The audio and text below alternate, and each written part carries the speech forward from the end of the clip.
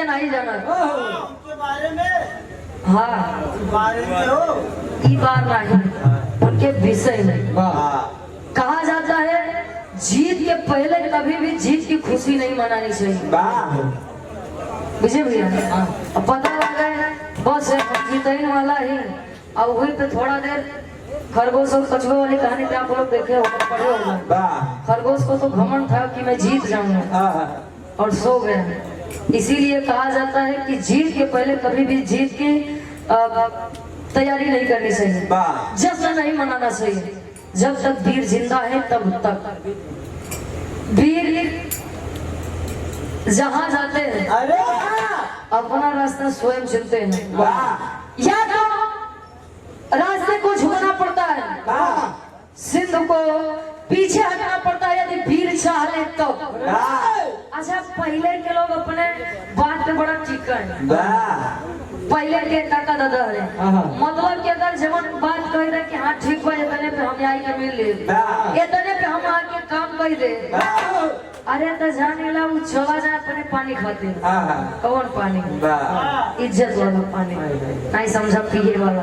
ए भैया आज तक लगाए पहुंचा भैया, पहुंचा मऊ बता दो भैया, बस बस बलिए पहुंचा वाला है। ए भैया बोले से लोग इतना झूठ बोले लगा है। कभी जी गजल के भाव में संकेत करते हैं किसे?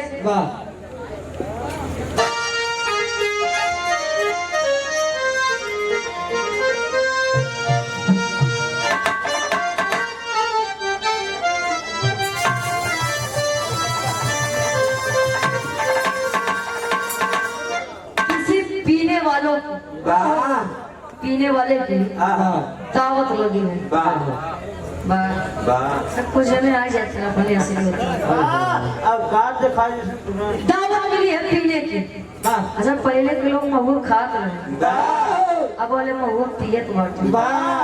खाए और पिए में कितना अंतर जाना था? काका जब महुआ खात रहे उनके 6 महीना बाद ऐसा करा था, अजय पिया था उनके 6 मिनट में कर देते। बस बस भैया पहले महुआ छुआ था लेकिन जैसे जवानी छी भैया महुआ छुआ बंद भैया। पीने वाला बता दे, क्या बता दे?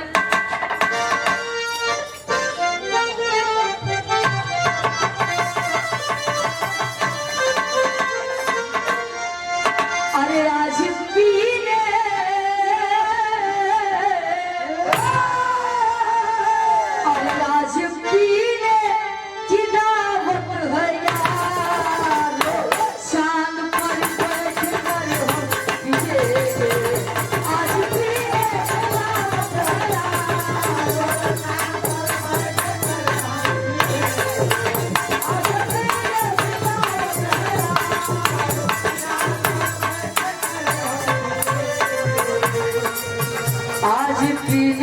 दावत है यारो,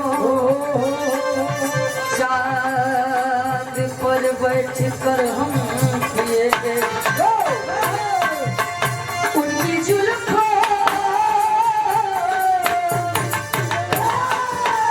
उनकी जुल्फों साए में हंसी उम्र भर प्यार ले अरे पिएंगे उनकी जुल्फों।